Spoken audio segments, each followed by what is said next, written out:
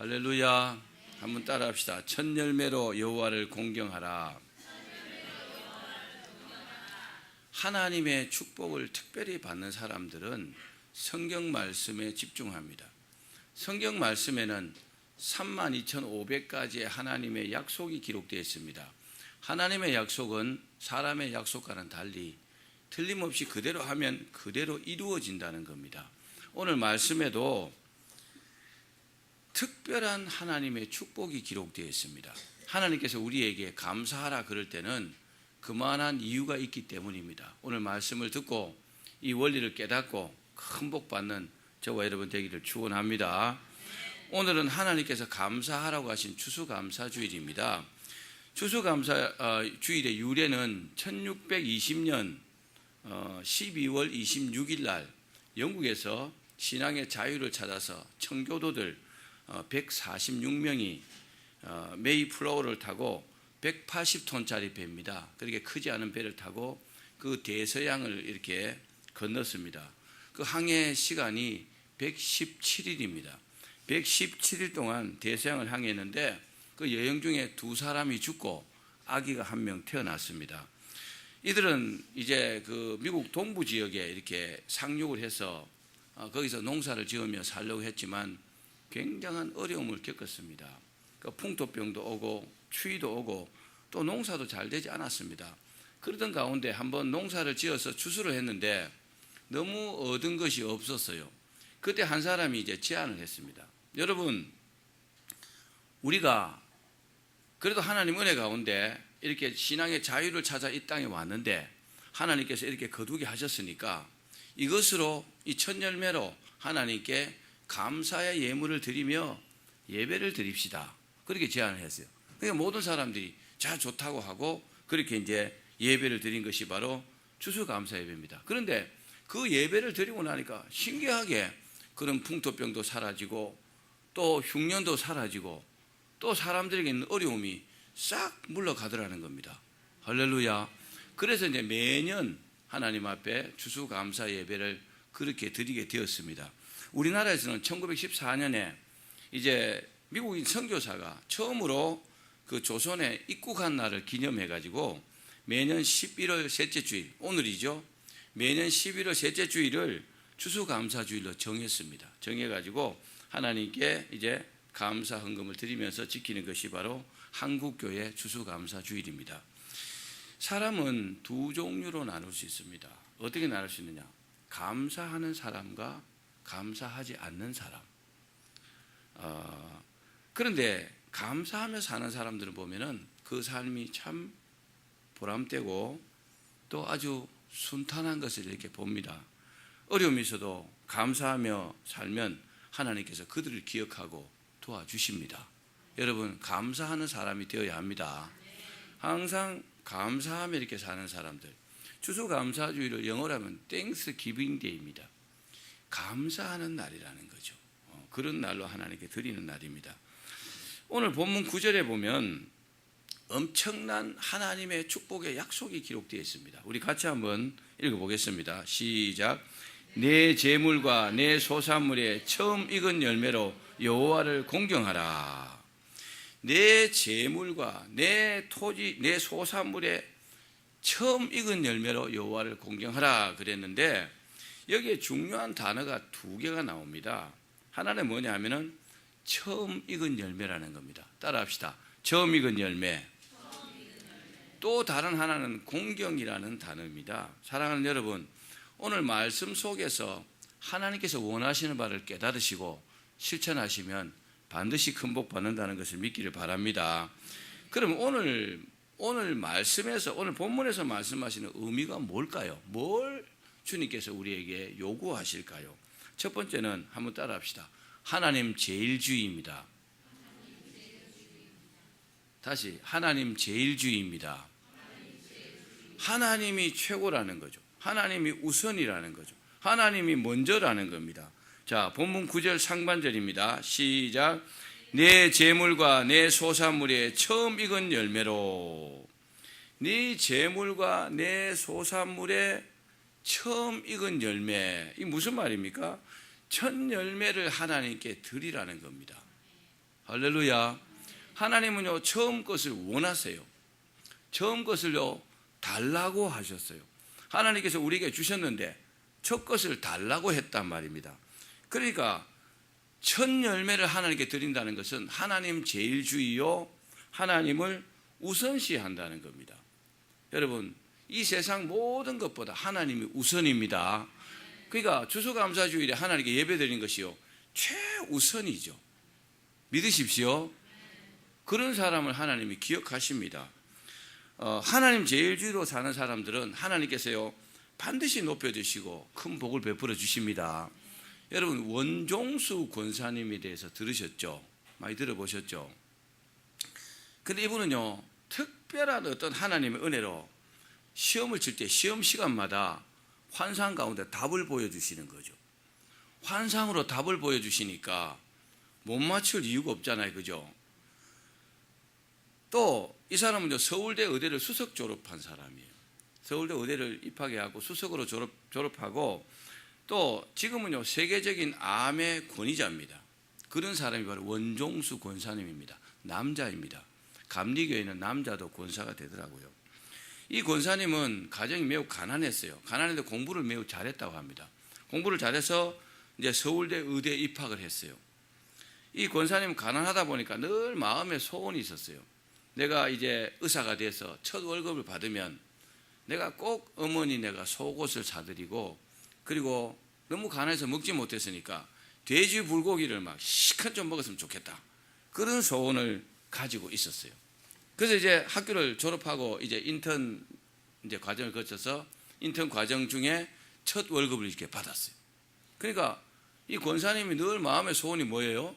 어머니 속옷 사드리고 돼지 불고기 시큰 먹는 거잖아요. 그래서 이제 그렇게 하려고 하다가 아니야, 일단 어머니에게 드려야지 하고 어머니에게 봉투제로 이제 그 첫 월급을 이렇게 드렸어요. 어머니, 제가 첫 월급을 받았습니다. 그러니까 이걸 가지고 우리 불고기도 시큰 사 먹고 제가 어머니 속옷도 사드릴게요, 그랬어요. 그러니까 어머니 하는 말이, 종수야, 지금까지도 우리가 하나님 은혜 가운데 살았는데 더 잘해야지. 이건 첫 월급이니까 첫 열매다. 이것은 우리 게 아니라 하나님 것이다. 그러니 하나님께 바치자. 그렇게 말했습니다. 그러니까 원종수 권사님이 뭐 어머니가 그렇게 하는데 반대할 이유가 없잖아요. 그래서 예배 때 가서 첫 월급을 하나님 앞에 첫 열매로 이렇게 드렸습니다. 근데 보름이 딱 지났어요. 15일이 딱 지났는데 이 원종수 권사님이 의사고시 전국 1등을 했대요. 와, 참 대단하죠. 근데 이분은요 시험 시간이 되면 환상으로 모르는 답은 꼭 하나님께서 보여주신대요. 참 신기한, 이분의 책을 사서 한번 읽어보십시오. 참 신기한 일이 너무 많이 일어나요. 의사고시 1등을 딱 했는데 그 의사고시 1등한 상금이 그 하나님 앞에 첫 열매로 드린 월급의 2배를 주더래요. 참 감사하죠. 그래서 이제 이야, 드디어 어머니 속옷을 사드리고 불고기를 실컷 먹을 수 있겠다, 그렇게 생각하고 이제 이 상금을 갖고 어머니가 가지고 갔어요. 그러니까 어머니 하는 말이, 종수야, 너 상금 타본 적 있냐 하니까 아니요, 처음인데요. 첫 상금인데요. 그러니까 이거는 상금 첫 열매다. 이것도 네 게 아니고 하나님 거야. 그러니까 뭐 할 말이 없는 거죠. 그래가지고 이거 주일까지 기다리면 우리가 시험 들지 모르니까, 우리가 쓸지 모르니까 내일 새벽기도 때 갖다 드리자 하고 막 새벽기도 그냥 바쳐봤어요. 그러니까 그 이후에 이 원종수 권사님의 삶은요 정말 말할 수 없이요 순탄했고 승승장구했고, 결국은요 미국 의학계가 깜짝 놀라는 세계적인 암 권위자가 되셨습니다. 할렐루야. 사랑하는 여러분, 첫 열매를 하나님께 드린다는 것은 하나님 제일주의로 산다는 겁니다. 여러분, 저와 여러분도 이 말씀을 받을 수 있길 바랍니다. 하나님은요 실천하는 자에게 복 주세요. 항상 우리가 예배가 우선시 돼야 되고, 하나님 우선 되려면 뭐 예배가 우선시 돼야 되잖아요, 그죠? 그리고요 하나님 제일주의로 사셔야 합니다. 그러면요 여러분이 바라고 원하는 소원요 안 이루어지는 것이 없다는 것을 믿기를 바랍니다. 하나님은요 이 시험에 합격하면은, 시험이 아니죠, 이 믿음이 된다면은 하나님께서요 정말 이루어주지 않는 것이 없다는 것을 여러분 꼭 믿으셔야 합니다. 언제나 하나님을 우선시하면서 살기를 바랍니다. 하나님께서 아브라함에게 100살 만에 얻은 아들 이삭을 번제로 바치려 했어요. 이삭은요 아브라함에게 첫 아들입니다. 그죠? 적장자로 첫 아들이란 말이에요. 그 처백에서 낳은 이스마엘이 있지만 사실은 아니에요. 사실 이삭이 첫 열매잖아요. 그런데 그 100년 만에 낳은 아들을 하나님께서요 모리아산에서 번제로 바치라 그랬어요. 그것도 죽여가지고요. 아브라함의 마음이 어땠을까요? 모르죠. 뭐 기록이 안 되어 있으니까. 그런데 아브라함은요 그 하나님의 말씀을 믿음으로 받았어요. 받고 하나님께서 주셨으니까 하나님께서 내가 죽인다 할지라도 살려주실 거야. 그렇게 믿고요 하나님께 드렸어요. 실제로 죽이려고까지 했잖아요. 그때 하나님께서요 아브라함 이름을 막 불렀습니다. 아브라함아 아브라함아. 그렇게 막 부르시면서 하신 말씀이 내가 이제야 네가 나를 사랑하는 줄 알겠다. 그러면서요 정말 이 지상에서 가장 큰 복을 아브라함이 받았습니다. 할렐루야. 아브라함이 복 받으니까 아브라함 후손들까지도 우리가 복 받잖아요. 우리가 믿음으로 아브라함의 후손들입니다. 여러분 이런 신앙의 사람들이 되기를 바랍니다.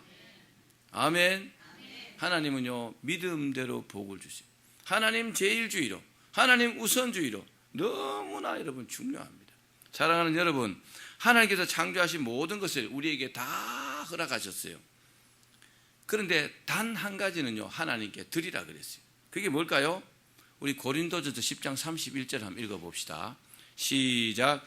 그런즉 너희가 먹든지 마시든지 무엇을 하든지 다 하나님의 영광을 위하여 하라. 우리가 하나님 주신 거요 다 누리고 있지만 한 가지는 하나님께 드려야 합니다. 그게 뭐예요? 영광입니다. 하나님께 영광 돌려야 합니다. 아멘. 영광은 헬라어로 독사라 그럽니다. 독사. 그런데 그 뜻이 뭐냐? 가장 영광스러운 상태, 가장 고귀한 것, 이런 뜻이 있습니다. 여러분 가장 귀한 것 하나님 것입니다. 할렐루야. 가장 고귀한 걸 하나님께 영광을 돌리면요 하나님께서 가만두시겠어요? 그렇게 안 해도 은혜 베푸시는데 하나님께 귀한 것 드리면 반드시 우리를 귀한 것 주십니다. 그렇습니다. 우리를 사랑하시고 구원해 주신 그 하나님의 은혜 감사하죠. 아멘. 가장 영광스럽고 가장 고귀한 것을 드리는 것이 당연한 도리라는 것을 믿기를 바랍니다. 우리는 당연한 도리를 하는데 하나님은요 또 복을 내려주시는 겁니다. 이것이 뭡니까? 하나님 제일주의와 하나님 우선주의로 사는 겁니다. 온 우주의 주인이신 하나님께 영광 돌려야 할 줄 믿습니다. 두 번째는 따라합시다. 하나님을 공경하라. 자, 9절 하반절입니다. 시작. 여호와를 공경하라. 공경이라는 말씀은 히브리어로 카베드라고 합니다. 이게 무슨 말이냐? 최선을 다하여 하나님을 섬기라 이런 뜻입니다. 여러분 최선을 다해서 하나님 섬기십시오. 그게 공경하는 거예요.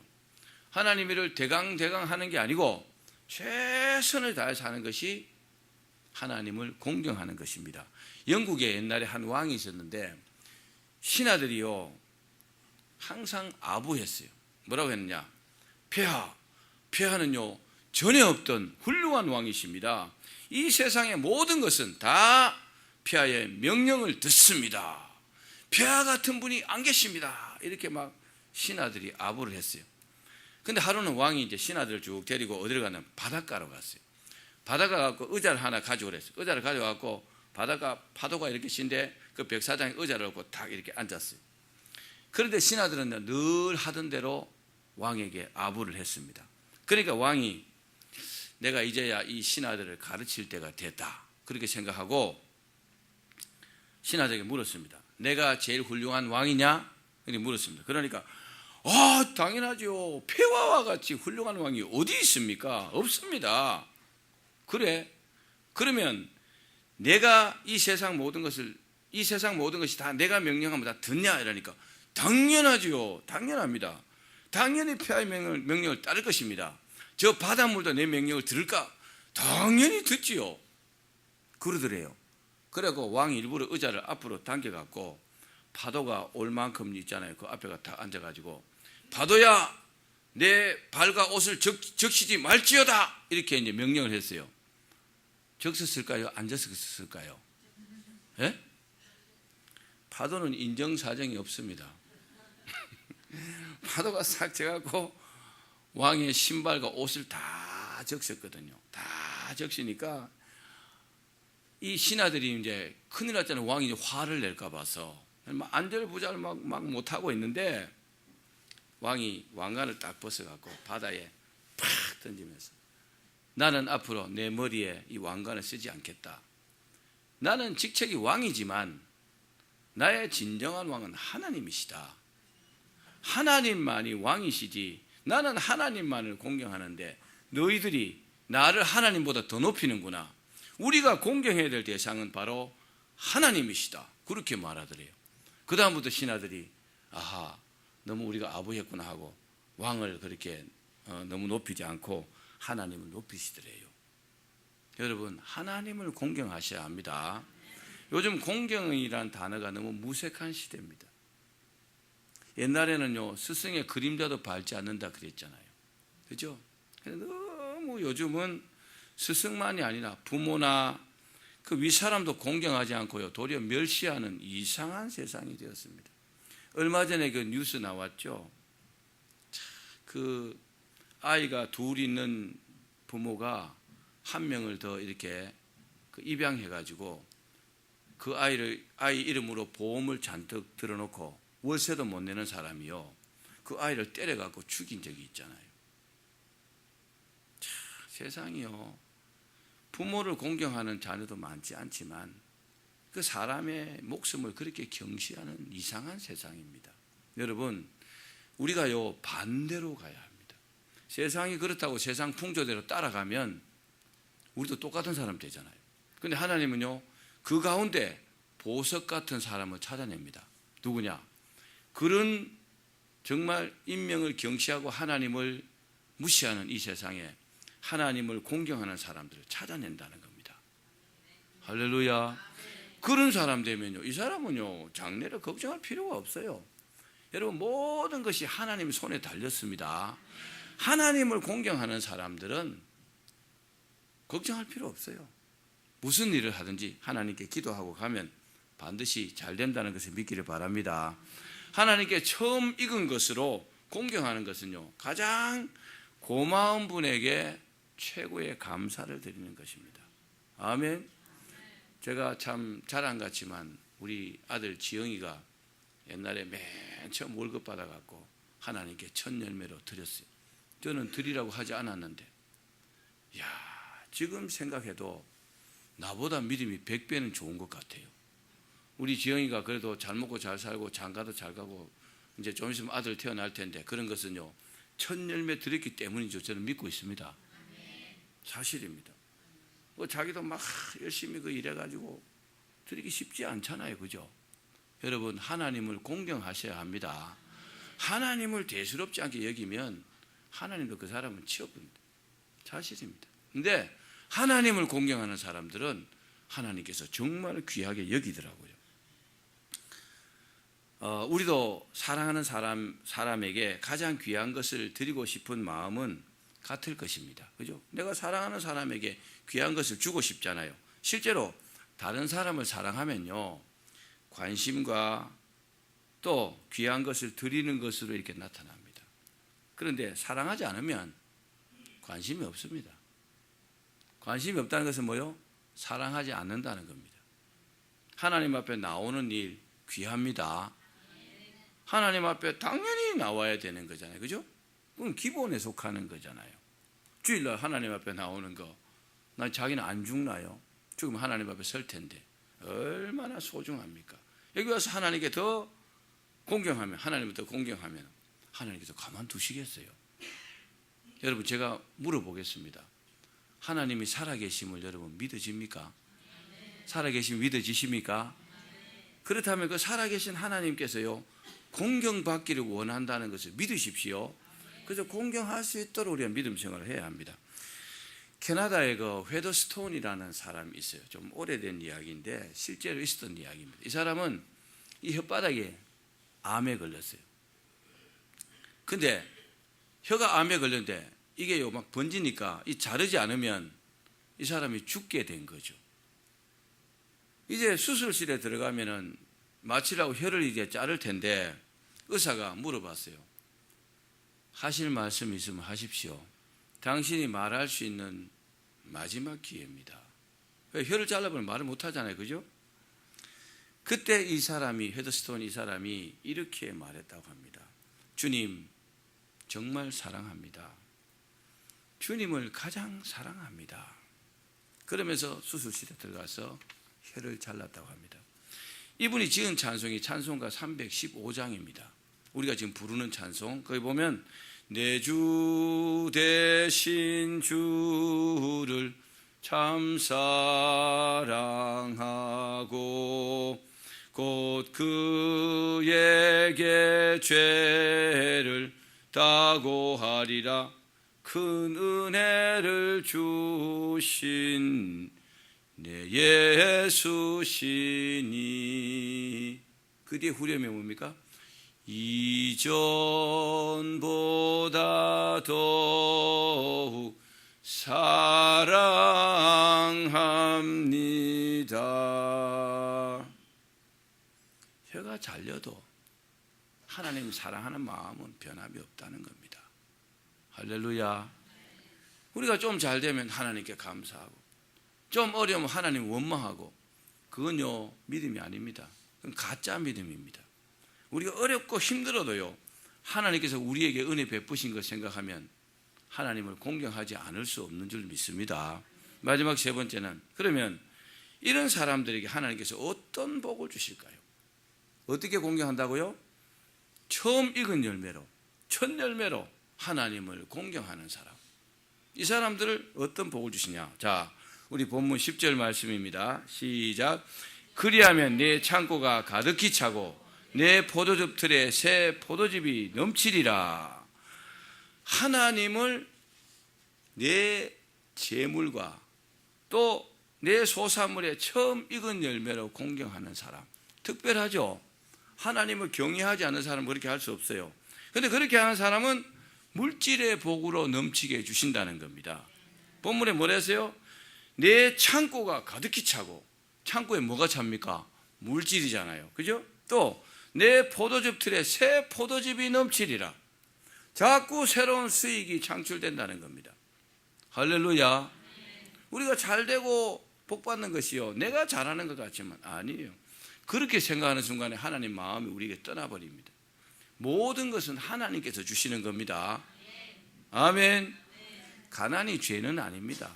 그러나 물질의 복을 받고 사는 것도 하나님의 뜻이라는 것을 믿으십시오. 여러분 절대로 이렇게 생각하지 마십시오. 나는 가난하게 살아도 천국만 가면 된다. 그럼 계속 가난하게 삽니다. 사실입니다. 그런데 하나님은요 우리가 가난하게 살기를 원하지 않습니다. 정말 믿음 없는 사람, 돈 주면요 세상으로 도망갈 것 같은 사람에게는 돈 주지 않습니다. 그러나 그 믿음이 되는 사람들은요 돈을 많이 줘도 그 돈을 가지고 하나님께 충성하는 사람들은요 돈을 주십니다. 그게 아멘. 제 말이 아니라 성경 말씀입니다. 고린도후서 8장 9절입니다. 시작. 우리 주 예수 그리스도의 은혜를 너희가 알거니와 부유하신 이로써 너희를 위하여 가난하게 되심은 그의 가난함으로 말미암아 너희를 부유하게 하려 하심이라. 아멘. 온 우주의 주인이 예수님이잖아요. 그죠? 예수님께서 그 큰 부자이신데 이 땅에 어떻게 오셨어요? 부자로 와서 가난하게 오셨어요? 가난하게 오셨잖아요. 그 이유가 그의 가난함을 인하여 우리를 부욕해 하려 하신다는 겁니다. 아멘. 제가 어떤 목사님이 이야기를 하니까 그게 영적인 부여지 무슨 물질적인 부여냐, 참 무식한 소리 하더라고요. 그래서 제가 헬라어를 딱 찾아봤어요. 자, 우리 같이 한번 봅시다. 아니, 여기에 가난이라는 단어가 따라합시다. 푸토큐어. 헬라어는요 정확한 단어가 이것을 딱 지칭하도록 그런 언어가 헬라어 히브리어입니다. 그런데 이 푸토큐어라는 단어가 뭐냐면은 이런 뜻이 있습니다. 따라합시다. 가난하게 되다. 거지가 되다. 거지가 뭐가 없어요? 돈이 없잖아요. 거지가 다 있어요. 근데 돈이 없는 사람이 거지예요. 가난하게 왜 됩니까? 돈이 없으니까 가난하게 되죠. 그게 물질적인 가난을 의미한다는 거예요. 이 부토큐어라는 단어가. 그리고 부요라는 단어가 플루시오스입니다. 플루시오스. 이 플루시오스라는 단어가 뭐냐면 따라합시다. 물질적인 부. 따라합시다. 부자가 되다. 정확하게 물질적인 가난을 의미하고 정확하게 물질적인 부를 말씀하고 있는 거죠. 그 예수님께서 엄청난 부자이신데 뭐 물질적인 것만은 아니겠지만 그죠? 사람들이 돈을 좋아하잖아요. 그러니까 이렇게 말씀하시는 겁니다. 자, 여러분, 그러므로 온 우주의 주인이신 예수님께서 이 땅에 오셔서 가난하게 사신 이유가 우리를 부유하게 하기 위함입니다. 이렇게 믿는 것이 정확한 믿음이에요. 다시는 나는 가난하게 살아도 천국만 가면 된다, 그런 소리 하면은 주님의 뜻에 어긋나는 겁니다. 이렇게 생각하시게 되면 나는 하나님께서 돈 주신다 했으니까 내가 부자가 축복받아서 부자가 되어가지고 하나님께 더 충성하고 헌신할 것이다, 이렇게 믿으셔야 합니다. 그 믿음대로 될 줄 믿습니다. 물론 복이라는 것이 어디 물질적인 것만 있겠습니까? 하나님 주시는 것이요, 구원도 복이요, 믿음도 복이요, 화평도 복이요, 자손이 번성하는 것도 복입니다. 여러분 하는 일이 잘 되는 것도 복입니다. 그러나 사람들이요 대체로 물질에 관심이 있으니까 이렇게 물질을 딱 찍어서 말씀하신 겁니다. 중요한 사실은 우리가 하나님을 공경하고 귀하게 섬기면 하나님은요 엄청난 보상으로 우리에게 보상해 주십니다. 이것을 믿으셔야 합니다. 말씀을 맺겠습니다. 우리는 하나님께 큰 은혜를 입고 살았습니다. 우리가 기억을 못하고 살지만 우리가 마음대로 숨 쉬는 거요, 하나님은 은혜입니다. 우리가 지구에서 팍 떨어져 나가지 않고 이렇게 서서 사는 것도 하나님은 은혜입니다. 햇빛이 비춰갖고 우리가 타 죽지 않는 것도 하나님은 은혜입니다. 겨울에 얼어 죽지 않는 것도 하나님은 은혜입니다. 그리고 일용할 양식 주시는 것도 하나님은 은혜잖아요. 또 우리가 이 땅에 살다가 천국 가면 우리가 천국 가는 것도 하나님은 은혜잖아요. 다 생각하면요 말할 수 없는 은혜입니다. 또 올해 1월 달부터 지금까지 하나님 지켜주셨잖아요. 다 이렇게 살아 계시잖아요. 그죠? 병원에 들어눕지 않고 건강 주셨잖아요. 얼마나 감사합니까? 이런 복을 주신 하나님께서 이것만은 해야 된다 그랬어요. 자, 이것은 하나님께 할 수 있는 최소한입니다. 그게 뭘까요? 궁금하죠? 자, 시편 116편 12절입니다. 자, 같이 읽어봅시다. 시작. 내게 주신 모든 은혜를 내가 여호와께 무엇으로 보답할까? 내게 주신 모든 은혜를 내가 하나님께 무엇으로 보답할까? 그렇게 생각해야 된다는 겁니다. 아멘. 그렇게 생각하십니까? 내가 뭘로 보답할까? 기도하면서 그 은혜를 갚아야 한다는 겁니다. 성경에 보면 이렇게 생각한 사람이 있어요. 다윗입니다. 다윗은요 백향목으로 이제 다윗성을 딱 지었어요. 거기 의자에 딱 왕자리에 앉아서 보니까 하나님의 교회가 저 텐트 안에 있거든요. 휘장 가운데 있단 말입니다. 그래서 너무 마음이 아팠어요. 나는 이렇게 백향목궁에 거한데 하나님의 교회는 저 휘장 가운데 있구나. 내가 하나님의 전을 지어 드려야 되겠다. 왕이니까. 그렇게 생각했어요. 할렐루야.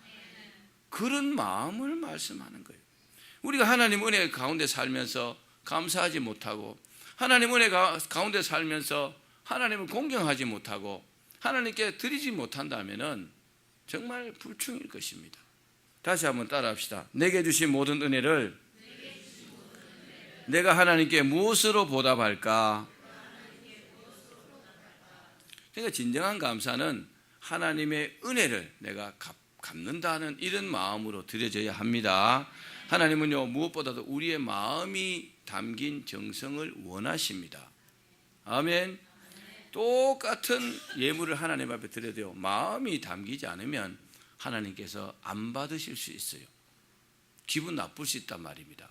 하나님은요 인격을 가진 하나님이시기 때문에 그 마음을 우리 마음을 담아가지고 정성을 담아서 이렇게 드리면 하나님 기뻐하십니다. 감사는요, 마귀를 다 쫓아냅니다. 그리고 우리 인생에 희망의 빛을 비춰주는 그런 축복의 빛인 줄로 믿으시길 바랍니다. 또 감사는요, 하나님을 우리의 그 축복된 삶 가운데 이렇게 모셔드리는 어떤 계기가 된다는 겁니다. 감사하지 않는 사람들은 감사를 회복하셔야 돼요. 특별히 하나님 앞에 감사하셔야 합니다. 또 감사는요, 실패한 인생이 승리할 수 있는 계기를 만들어 주십니다. 내가 뭘 해도 잘 안 됐는데 내가 하나님께 감사하니까요, 지금까지는 잘 안 됐지만 지금부터 잘 되는 그런 역사가 일어나는 겁니다. 오늘 이 추수감사주일에 하나님 앞에 감사하고, 그리고 오늘이 하나님 기뻐하시는 그런 감사를 드린다면은 하나님께서는 우리를 다시 한번 잘할 수 있는 그런 복을 베풀어 주시리라 믿습니다. 다 그렇게 되시기를 주의 이름으로 축원합니다.